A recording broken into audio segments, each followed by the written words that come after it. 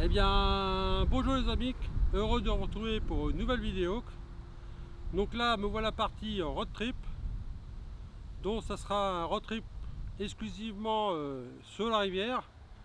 Donc je vais faire une nuit, voire 2 nuits, et je vais faire plusieurs secteurs, voire carrément même changer de rivière. Eh bien écoutez, je vais mettre mes lignes en place. Et puis on verra ce qui va se passer tout au long de ce road trip. Allez, à tout à l'heure. Et bien voilà les amis, donc pour ma deuxième canne, mon père ici. Voilà, limite les herbiers, limite le courant. Donc je vais pêcher à peu près ici, 1 mètre, 1 mètre 50 de mon repère, un petit peu plus haut. Voilà, sur un fond qui est dur avec pas mal de cailloux. Et bien écoutez, je vais mettre tout en place et je vous reprends après. Allez, à tout à l'heure.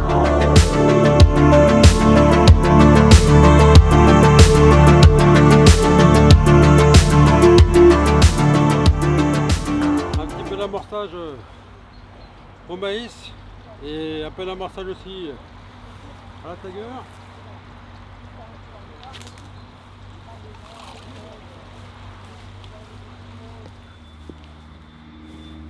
Et bien voilà les amis, les cannes sont tendues, c'est parti pour ce road trip. Donc on croise les doigts en espérant toucher un poisson durant cette première nuit. Franchement ça serait que du bonheur. Et bien écoutez, les cannes sont tendues, il n'y a plus qu'à. À tout à l'heure. Et bien voilà les amis, mon premier 24 heures s'achève tranquillement. Voilà, donc c'était la première 24 heures non concluante. Mis à part quelques bips, c'est tout ce qu'il y a eu. Pas un poisson en vue. Et bien écoutez, peu importe ce qui se passe cette nuit, je déménage de secteur. Et bien voilà les amis, un peu la gueule dans le cul ce matin. Car cette nuit j'ai fait 2 poissons. Par contre 2 poissons de merde, 2 chouettes. Et puis bah voilà quoi, donc on va tout remballer et on va tâcher de trouver un autre spot qui soit un peu plus productif en carpe. Et bien écoutez, je remballe tout et je vous reprends sur le secteur. Et bien voilà les amis, me voilà arrivé sur mon deuxième secteur de pêche. Donc là c'est un secteur que je connais pas du tout, je vais y découvrir en même temps que vous. Et j'espère toucher un ou plusieurs poissons durant ces 24 heures, ou voire peut-être un 48 heures. Eh bien écoutez, je mets tout en place et je vais vous faire voir avant où je vais pêcher. Eh bien écoutez, voici mon premier spot. Il va se trouver sous cet arbre qui est juste à ma gauche. Voilà, une canne de bordure. Et bien voilà les amis, et pour ma deuxième canne, ça sera les bordures d'en face. Ou ici, là où il y a l'arbre à boules. Voilà, en dessous il y a l'air d'avoir pas mal de branches mortes. Donc on va en tendre une là-bas. Et en espérant toucher un poisson. Allez, je mets tout en place et je vous reprends tout à l'heure.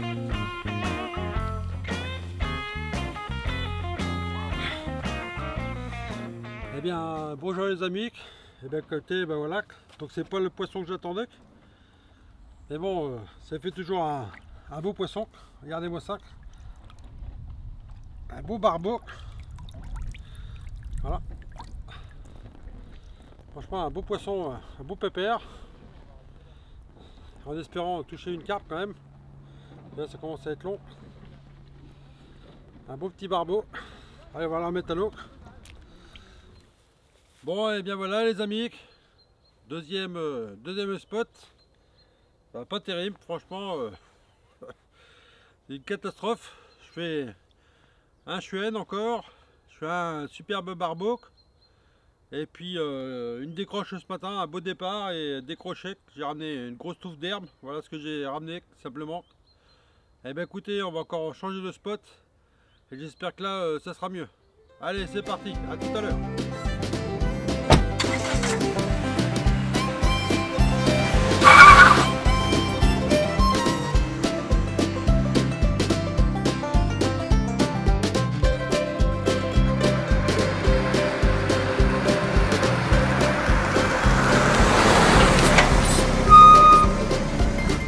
Donc là j'ai été prospecter les zones de pêche. Donc il y a un endroit où c'est pas mal encombré, il y a des arbres immergés. Donc je vais mettre une tête de ligne en nylon. Voilà. Donc moi j'aime bien me trimballer dans mon sac avec plusieurs diamètres de tête de ligne. Donc on peut retrouver de la 70 centième, de la 80 centième, de la 60 centième, voilà, et comme ça je m'adapte en fonction des lieux où je pêche. Si vraiment il y a beaucoup d'obstacles, il va y avoir beaucoup de friction sur la tête de ligne, je mets la grosseur en fonction, voilà, et la longueur aussi. Par la même occasion, on peut mettre 10 mètres, on peut mettre 2 mètres, 3 mètres, 4 mètres. Voilà, on peut mettre même 20 mètres, 30 mètres de tête de ligne en fonction de la profondeur. Et puis ce qu'on trouve, ce qu'il peut y avoir au fond, si on tombe sur des moules, sur des dressènes. Voilà, donc forcément là il faut des gros diamètres parce que ça coupe comme des lames de rasoir. Donc, et puis de temps en temps, bien regarder aussi cette tête de ligne si elle n'est pas trop ébréchée. Voilà, et puis ne pas avoir peur de la changer, hein, c'est pas dramatique. Au contraire, ça peut être que mieux, que plus bénéfique. Voilà, ça évite éventuellement de perdre un poisson. Parce que moi je pêche principalement sur mes petites cannes de 10 pieds qui me servent à vadrouiller un peu partout. Je pêche, soit fois je suis en tresse. Alors pourquoi je suis en tresse? Et c'est au cas où si je me retrouve à un endroit où il y a beaucoup d'herbiers. Voilà, l'avantage de la tresse, c'est que ça coupe les herbiers. Et là éventuellement je mettrai peut-être une tête de ligne, une grosse tête de ligne, voilà, peut-être en 60-70 centièmes. Et par contre je la mettrai, j'en mettrai pas bien long, j'en mettrai peut-être juste à la longueur de canne, juste 3, 4, 5, allez 3 jusqu'à 5 mètres. Voilà, pour justement pour la friction. Et puis l'inconvénient d'avoir une tête de ligne quand on a de l'herbier, c'est que l'herbe ça va s'accrocher sur le nœud entre le corps de ligne et la tête de ligne. Donc eh bien écoutez, pour faire un nœud de tête de ligne, c'est tout simple, hein. Moi je fais un nœud, voilà. Je repasse 2 fois dedans,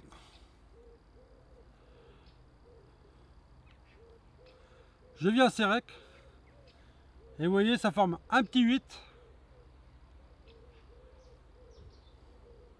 Voilà. Et là je prends ma tresse de corde-ligne.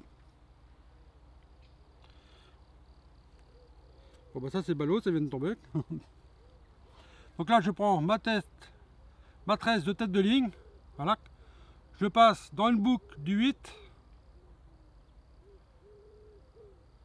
Dans l'autre boucle du 8.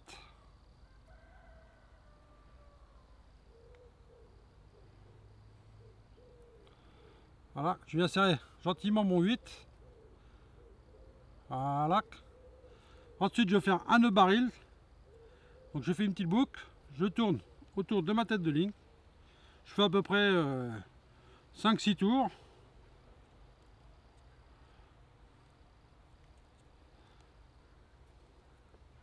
Ça fait des années que je fais comme ça.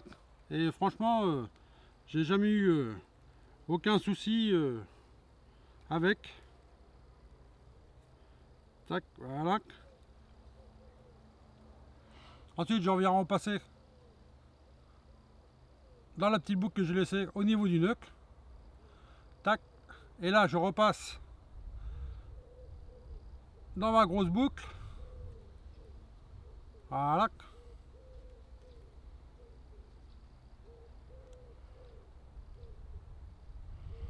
Tac, allez. On mouille le tout. Et je viens serrer le tout sur mon nœud en 8.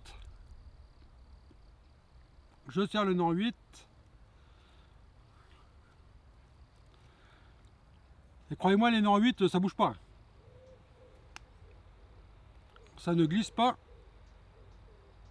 Voilà. Tac. Je viens couper l'excédent.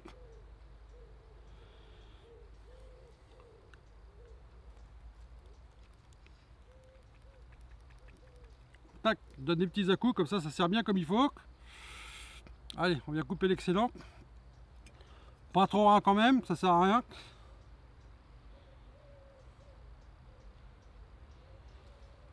Tac, on met ça à la boîte à pêche, on va pas mettre ça par terre.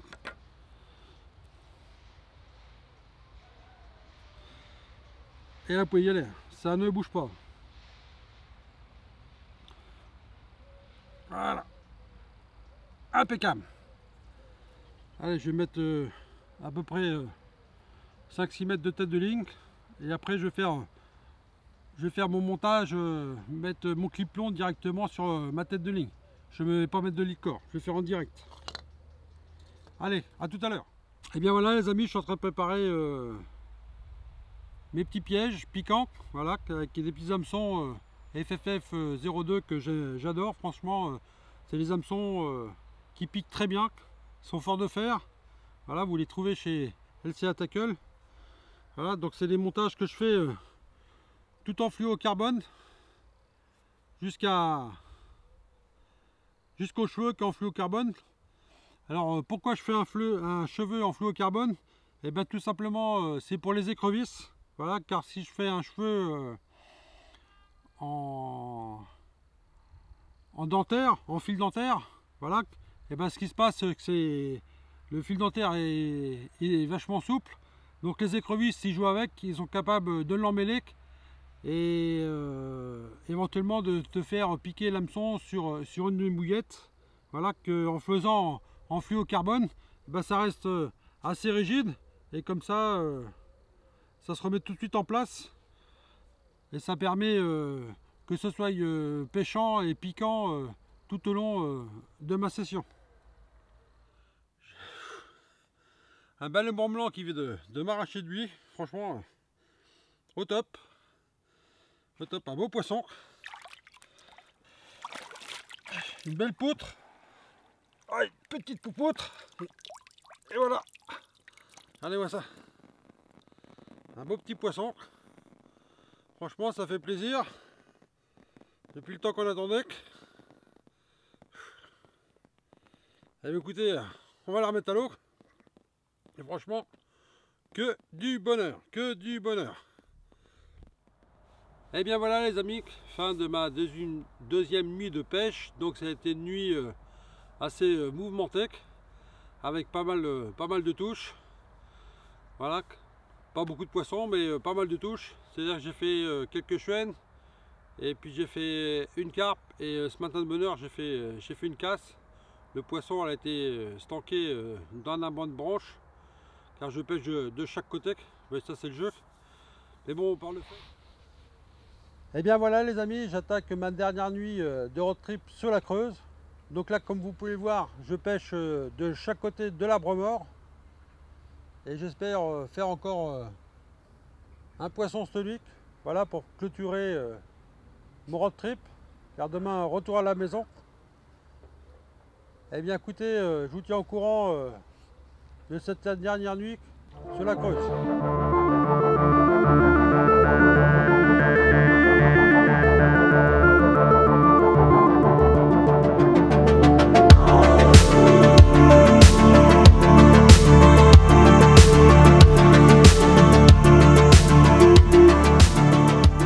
Eh bien, bonjour les amis, il est temps pour moi de rentrer à la maison.